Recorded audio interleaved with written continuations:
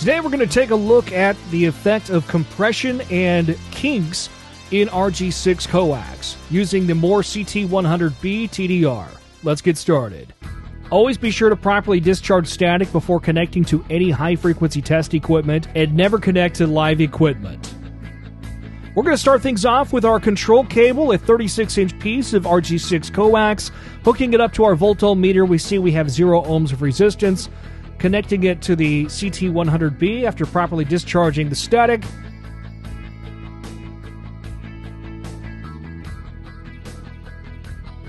We can see that there's no defects in this line. Even when we zoom in and on and turn up the resolution, we can see that it's just a flat control piece of cable. And we've got the VP set at 0.85. Taking a look at the very end of the cable, we can play with the end, see that we're at the end of the cable. There's no damage inside of the cable itself. And again, we're at 36 inches.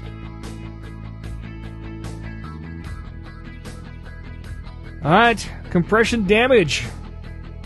Taking a piece of RG6 coax, connecting it to the CT100B. Using the AutoFit function to zoom out and take a look at the entire cable.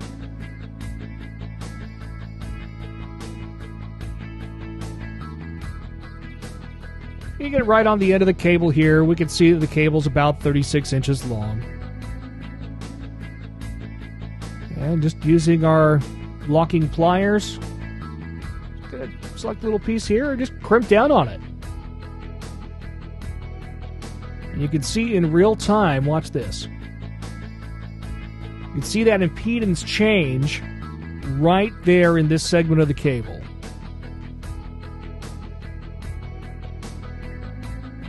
Zoom in and on so we can get a better look.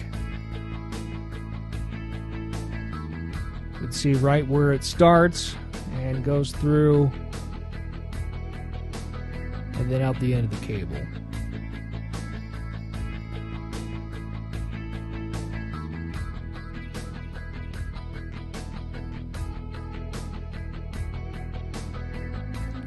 Zooming out just to take a look at the entire cable. Now, this would simulate if, say, a cabinet was shut on a cable or something shifted in the building or whatever method to hold the cable in place. One of those nail-in staples was done too tight. And how this changes the physical properties of the cable and the impedance of the cable. There's some things you can do. You can roll it a little bit to get it back out like we're playing with here.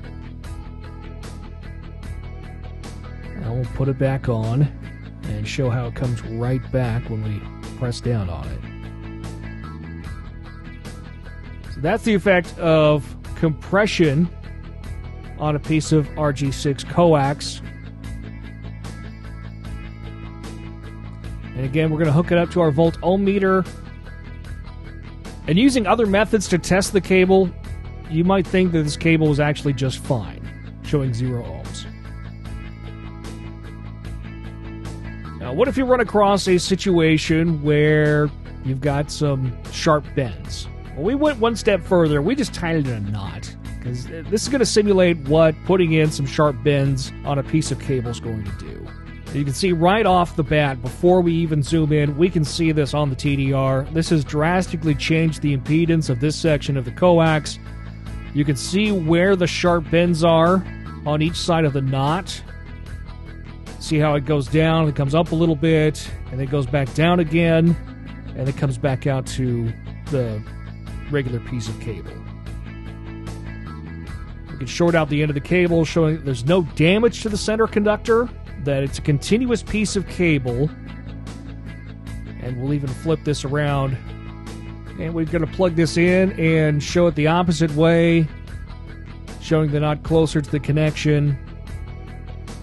And again, you can see when we add a short to the end of the cable that there's perfect continuity in the cable.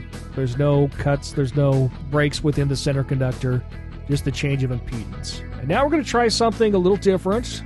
We just tied one of these loop knots in.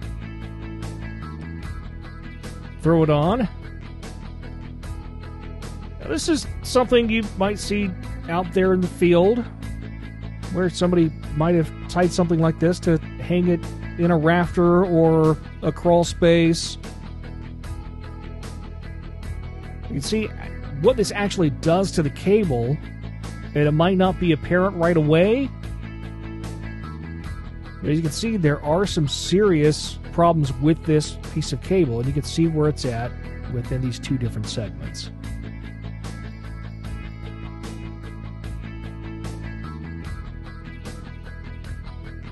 We'll flip it around, short side versus long side. Again, you can see both of the knots clearly, the loop portion there in the middle, and the leads on either end.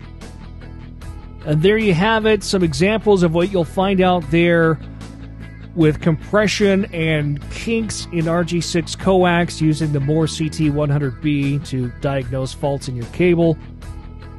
For more information, be sure to subscribe to our YouTube channel for more updates, and check out our website at mooretm.com, or feel free to reach out to us by phone or email. And we'll see you next time.